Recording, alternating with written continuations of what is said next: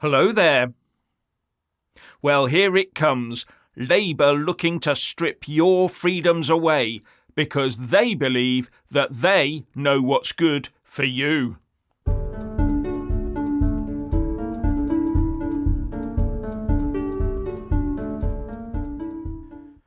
The true Labour red is beginning to show, and they're coming after your food and your pensions.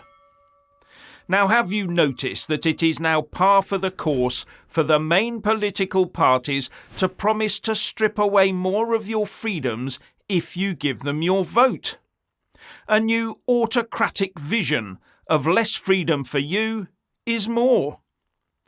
And now with food, the Shadow Health Secretary Wes Streeting saying a Labour government didn't want to use the heavy hand of regulation on the food industry to ban certain foods, but that he expected the food and drinks industry to show a greater degree of responsibility so as to encourage better choices. That tells me they would use the heavy hand of regulation to force the food and drinks industry to only produce the food the Labour government thought we should eat. Like less meat, for example, to save the planet, no doubt. It seems that people are no longer educated enough to make their own choices, and therefore drive the food industry down the route of providing what the people want. No, nanny government knows best. And many of those people the Labour Party think incapable of operating in the modern world would have been at school and in university under a Blair education system. So what went wrong there then? No, it seems now that government has to do it all for us these days. And Streeting's also for a minimum alcohol pricing regime as well. But why all the extra taxes? Why not reduce or eliminate taxes on healthy things like gym memberships and fitness equipment and anything else that promotes health? But don't hold your breath. The modern state is now all about controlling more and more of our lives, and it will only get worse. And part of that control is them controlling how you use your money and giving the state more control over your money and how it is used. For example, the Shadow Chancellor, Labour's Rachel Reeves, said that once in power, a Keir Starmer-led government would be prepared to force pension funds to invest in a new £50 billion future growth fund to give fast-growing companies more access to capital. She also wants to merge smaller pension funds and then get them to work with the British Business Bank, a state-owned entity, to provide capital for start-ups and scale-ups. So basically the government will be deciding what the pension funds are allowed to invest in. Government working hand in glove with corporations, with one trying to push their own political agenda by using the other's money, or more accurately, savers' money. And if the pension funds don't perform as well as they should do because of this and come up with a shortfall, who'll get the blame? And more importantly, the taxpayer will then have to fill the gap. All sounds like the start of an authoritative command economy to me. Richard. Just a quickie here, and that is to talk about food. Yes, you don't get a physique like mine if you don't enjoy food. Anyway, so I've been gluten-free vegan, low-carb vegan, and with varying levels of success. My weight has gone up and down, but I always knew something wasn't quite right. So recently I changed my diet, and I've gone carnivore. Yep, carnivore. And a lot of you are probably thinking, how can you afford to go carnivore? What, do you eat steak all day? And, well, sometimes I have steak, but it's mostly mince. A specific recipe of mince that I have with my local butchers to make very fine burgers. And guess what? Aside from losing weight, I feel fantastic. feel better than I have in years. And I haven't been on the diet that long, but instantly I feel better. So I do recommend that some of you look into this diet. I mean, I'm no expert on this whatsoever, and many of you may completely disagree with me on the carnivore diet, but I can tell you now, I'm just seeing example upon example of people by, having a good search on this on YouTube. And the funny thing is, all these people who go on this carnivore diet, they all look so well. They look so healthy. Look, I'm not a good example of looking well and healthy right now, but I'm feeling better, a heck of a lot better. And I knew something wasn't quite right for years. I tried everything. And it's not all about losing weight. It's more than that. It's like I'm training again. I'm back on the weights. 4 days a week. I'm aged 50. Yes, I look about 70, but aged 50 and I'm back on the weights, man. I'm doing it. I'm lifting some stuff. So have a think about it. Have a little look into it. Maybe it'll help you, because I've had so many autoimmune issues over the years that it's incredible. They seem to be going.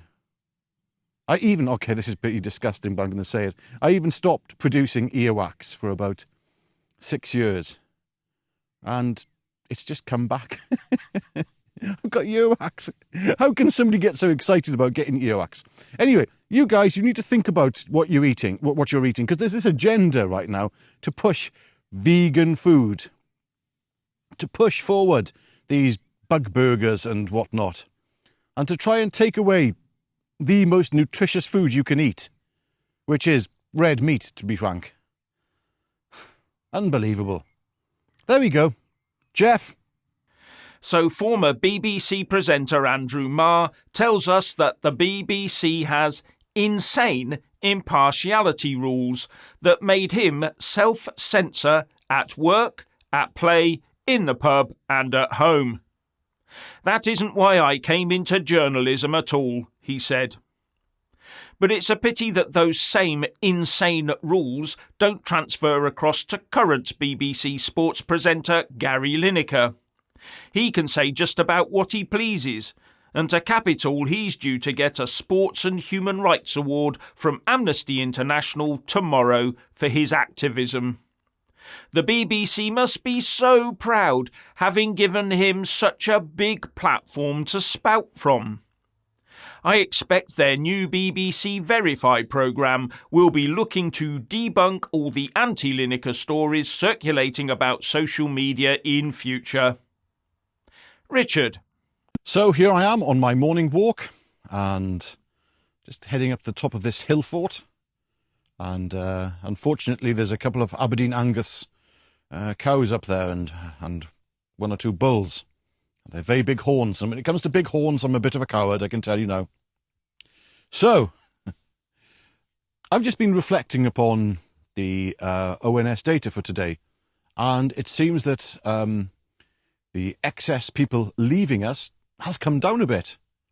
And do you know what? That's fantastic, because I was beginning to worry that this was going to keep ramping up. Now, we don't fully know if this is a blip or the new trend, and I bloody well hope it is the new trend. Because I can tell you now, I don't revel or take any joy in these excess people leaving us. Not far from it. I mean, my other half has had 2 of these medical procedures, as have other very close members of my family and friends. And I think you have to be a special kind of sick to actually be like, yes, look at this. Oh, look at these figures. Aha, I told you so. No, I don't want to tell you so. I don't think any of us want to tell you so. I want to be wrong. I want all of us to be wrong. I want Andrew Bridgen to be wrong. I really do. I want this just to be some... we got taken in by this. No. But what I am worried about is how desensitized I think people have become to these still incredibly high numbers of people leaving us. And I just hope that the trend is going down, and it will continue to go down. And I think we need to not just report and talk about when the numbers go up. I want us to celebrate the numbers going down when they do. Let's be adult about this. Anyway, Jeff. US senators have been offered satellite phones just in case there's a disruptive event around the corner. But what use are they when they don't work well indoors unless you have an external aerial? They have limited battery life, and I believe you need a kit to make them work in your car. On top of that, I gather they're expensive to use, and the US Federal Aviation Authority has, as far as I know, banned their use on aircraft. All seems a bit limiting to me, and they might need to carry quite a few spare batteries. These phones can only be used when there's a line of sight between the aerial and the satellite. Think Sky Dish. But they are independent of the grid and cell phone towers. Now, 50 of the 100 US senators have already accepted a satellite phone as part of new security measures to provide what the Senate Sergeant-at-Arms Karen Gibson said was to ensure a redundant and secure means of communication during a disruptive event. All the senators have been told to keep it close by them when travelling, as they are a backstop in case something takes out communications. And Senate staffers have been offered what they call Stop the Bleed courses. I take that to mean first aid. And that's to enable them to react to medical emergencies and help the victims of attacks. All this sounds like they're gearing up for some threat or other. Anyway, have a good evening and don't forget to join the Paperclip Rebellion.